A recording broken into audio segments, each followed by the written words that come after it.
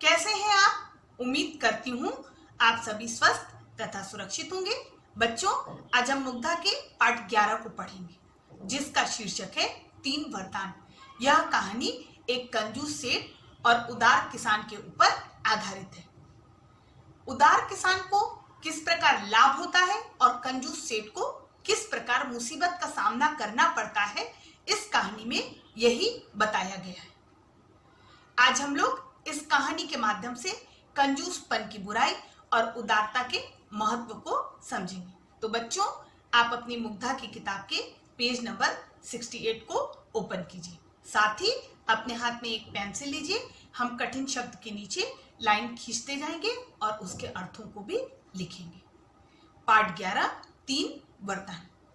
किसी नगर में एक सेठ रहता था।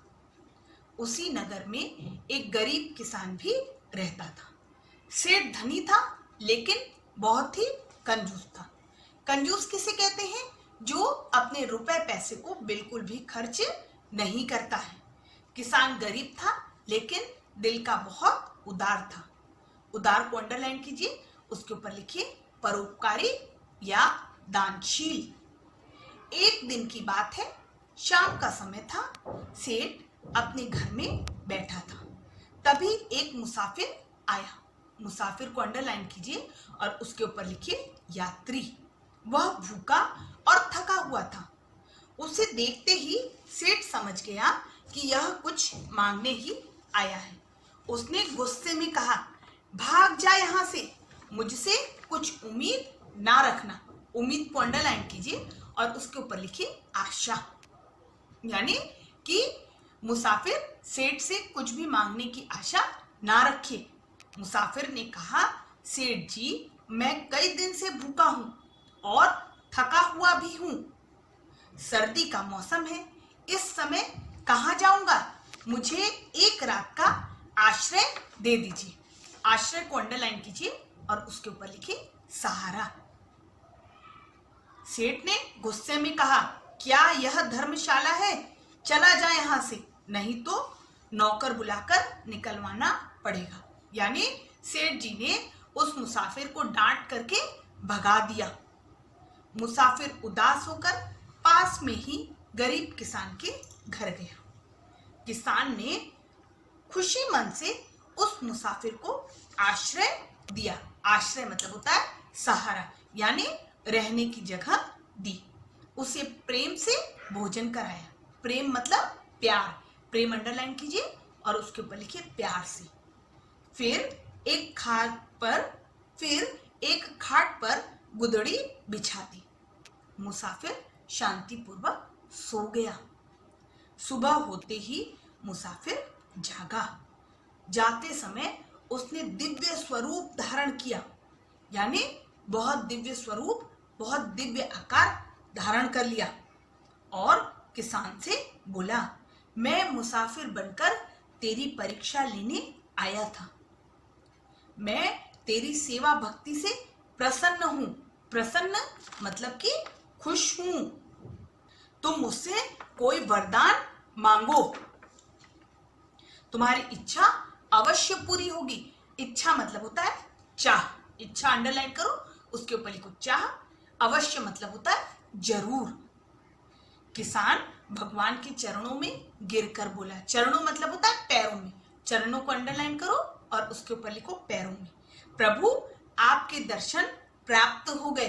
प्राप्त होना यानी मिल जाना, यही मेरे लिए बहुत है।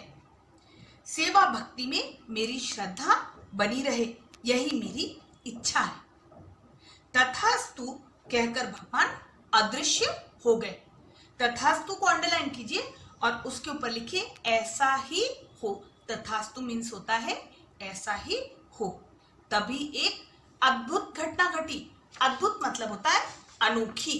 अद्भुत को अंडरलाइन करो और उसके ऊपर लिखो अनोखी घटना घटी। किसान का घर एक सुंदर हवेली में बदल गया। किसान की हवेली को देखकर सेठ को बड़ी ईर्ष्या हुई। ईर्ष्या अंडरलाइन कीजिए और उसके ऊपर लिखिए जलन। इस परिवर्तन का कारण जानने के बाद सेठ को बहुत पश्चाताप हुआ। परिवर्तन मतलब होता है बदलाव। परिवर्तन अंडरलाइन करो और उसके ऊपर लिखो बदलाव। पश्चाताप हुआ यानी कि ग्लानि हुई। पश्चाताप को अंडरलाइन करो और उसके ऊपर लिखिए ग्लानि। वह तुरंत मुसाफिर की खोज में निकल पड़ा। यानी कि सेठ ने जब देखा कि किसान को मुसाफिर ने बहुत सुंदर हवेली दी है तो उसको अपनी गलती पर बहुत दुख हुआ कि मैंने क्यों भगवान को अपने घर से भगा दिया, और वह भगवान को खोजने यानी मुसाफिर को खोजने के लिए निकल गया। थोड़ी दूर जाने पर सेठ ने एक पेड़ के नीचे उस मुसाफिर को देखा। वह दौड़कर उसके पैरों में गिर गया और बोला, हे भगवान, मुझे क्षमा करें। क्षमा मतलब होता है माफ करना। मैं आपको पहचान नहीं सका। आप मेरे घर पधारे और मुझे आओ भगत करने का अवसर दे। आओ भगत मतलब होता है सत्कार या वेलकम। अवसर मतलब होता है मौका दे, यानी आप आए और मैं आपका वेलकम करूं। भगवान कंजूस सेठ का उद्देश्य समझ गए। उद्देश्य मतलब होता है मतलब। उद्देश्य मीन्स मतलब। कंजूस सेठ का मतलब समझ गए और बोले, मैं तेरा आमंत्रण तो स्वीकार नहीं कर सकता, लेकिन तेरी इच्छा अवश्य पूरी करूंगा। यानी मैं तुम्हारे घर तो नहीं आ सकता, लेकिन तुम्हारी इच्छा अवश्य यानी जरूर पूरी करूंगा। मैं तुझे वरदान देता हूं कि तेरी 3 इच्छाएं अवश्य ही पूरी होंगी।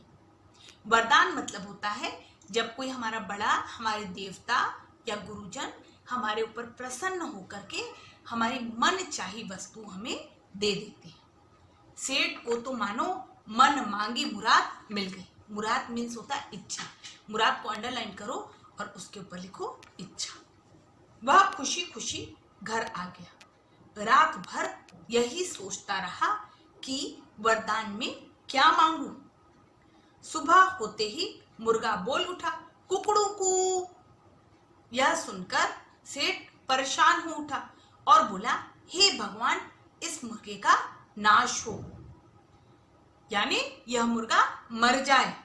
इसके कारण मैं शांति से विचार भी नहीं कर सकता। विचार को अंडरलाइन कीजिए, उसके ऊपर लिखिए सोच नहीं सकता। तुरंत ही मुर्गा लुढ़क गया। लुढ़क गया यानी गिर गया। उसकी आवाज बंद हो गई। सेठ समझ गया कि उसकी पहली इच्छा पूरी हो गई, यानी पहला वरदान बेकार हो गया। अब उसे सावधानी रखनी पड़ेगी। नहा धोकर वह बगीचे में गया और एक बेंच पर बैठकर विचार करने लगा। विचार करने लगा यानी सोचने लगा कि अन्य 2 वरदान में क्या मांगा जाए। इसी समय घर में मेहमान आ गए। नौकर सेठ को बुलाने आया। सेठ ने चिढ़कर कहा, जा, अभी मैं गहन विचार में डूबा हूं। गहन मतलब होता है गंभीर विचार, गंभीर सोच में डूबा हूं। गहन को अंडरलाइन कीजिए और उसके ऊपर लिखिए गंभीर। अभी मेरी इच्छा बेंच पर चिपके रहने की है। मुझे कोई ना बुलाए, यानी मुझे कोई ना बुलाए, मैं इस बेंच पर चिपके ही रहना चाहता हूँ। थोड़ी देर में सेठानी वहां आई और सेठ को बुलाने लगी। सेठ गहरे विचार में डूबे हुए थे। वे कुछ ना बोले। सेठानी ने सेठ का हाथ पकड़कर जोर से हिलाया और खींचा, लेकिन यह क्या, सेठ तो बेंच पर चिपक गए थे। क्यों चिपक गए थे, आपको याद आया?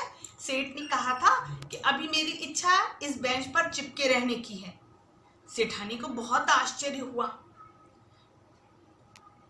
सेठ को भी बहुत आश्चर्य हुआ। वह समझ गया।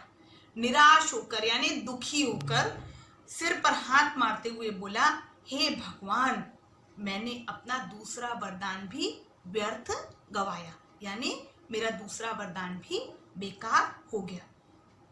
वरदान? कैसा वरदान? सेठानी ने पूछा कि कैसे वरदान की आप बात कर रहे हैं?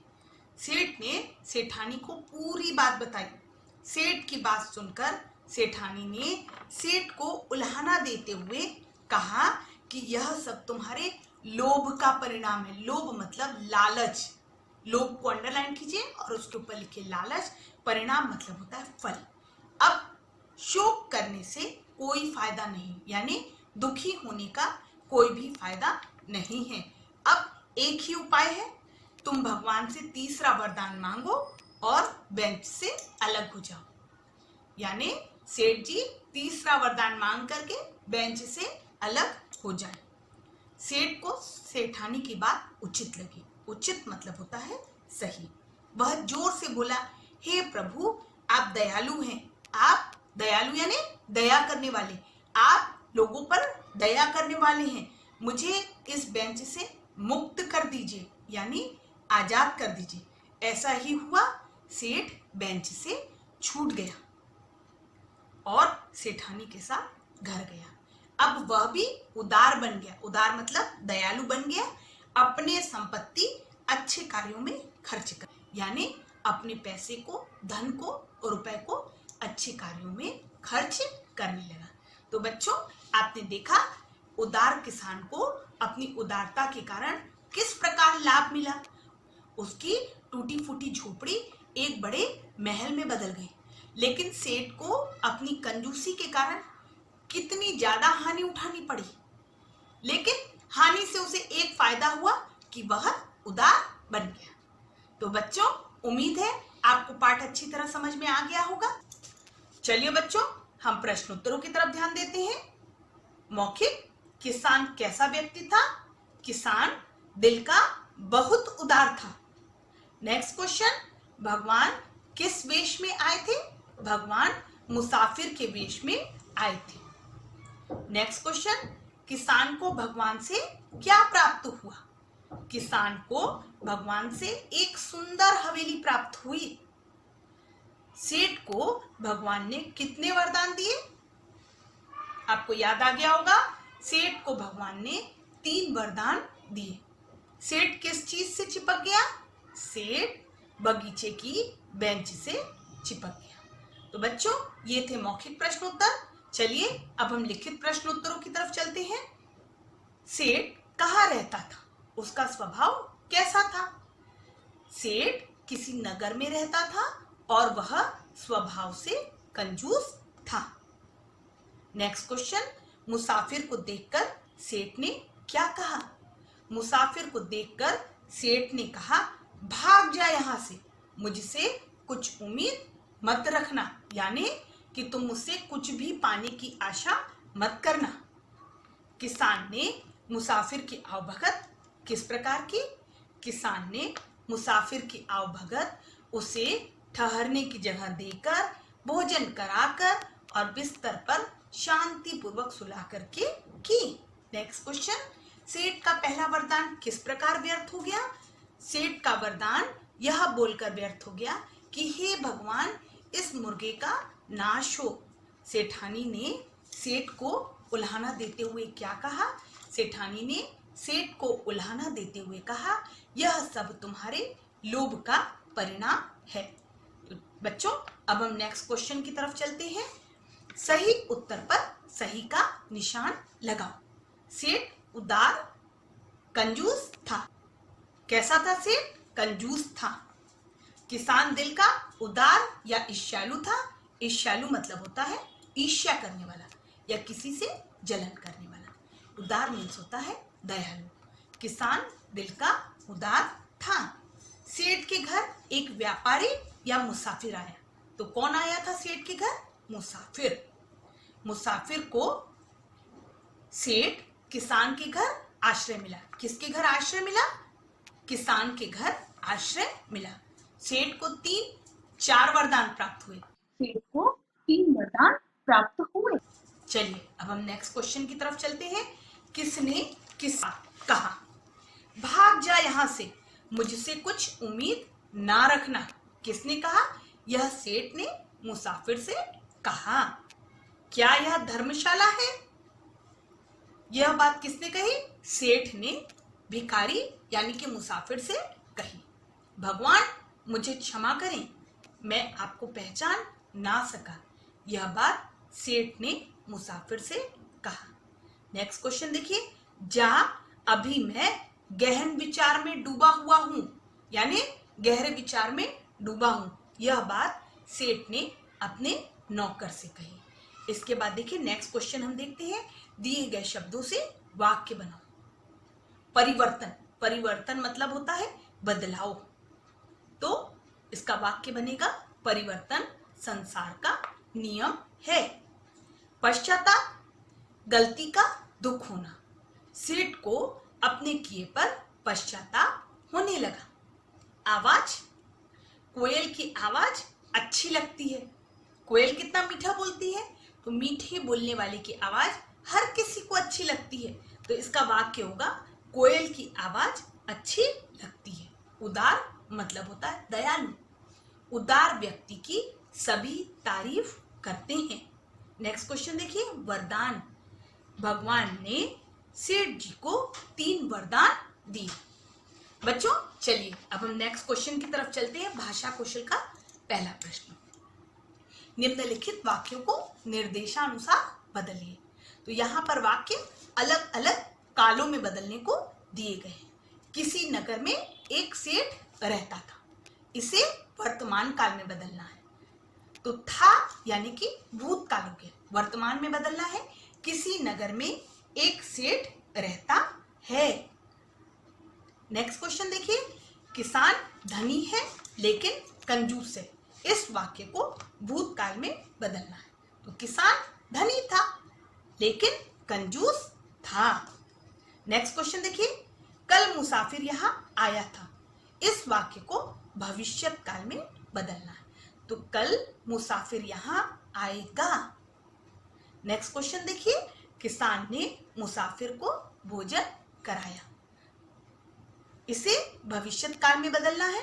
तो किसान मुसाफिर को भोजन कराएगा। चलिए बच्चों अब देखिए नेक्स्ट क्वेश्चन देखते हैं। शांति पूर्वक शब्द में पूर्वक प्रत्यय लगा है, इसी प्रकार पूर्वक लगाकर शब्द बनाओ। तो देखिए पहला शब्द प्रसन्नता पूर्वक, दूसरा शब्द आदर पूर्वक, तीसरा ध्यान पूर्वक और चौथा श्रद्धा पूर्वक। नेक्स्ट क्वेश्चन देखिए, पढ़ो, समझो और बदलो। देखिए यहाँ पे लिखा हुआ रहता, रहना, रहता है, रहेगा। होना, होता है, होगा। पढ़ना, पढ़ता है, पढ़ेगा। जाना, जाता है, जाएगा। सोना, सोता है, सोएगा। करना, करता है, करेगा। तो बच्चों ये सभी क्रियाएं हैं। उम्मीद करती हूं बच्चों आपको आपका पाठ समझ में आ गया होगा, आपको आपके प्रश्नोत्तर और एक्सरसाइज भी समझ में आ गई होगी। तो बच्चों आप घर पे रहिए, स्वस्थ रहिए, सुरक्षित रहिए और लगातार पढ़ते रहिए। धन्यवाद।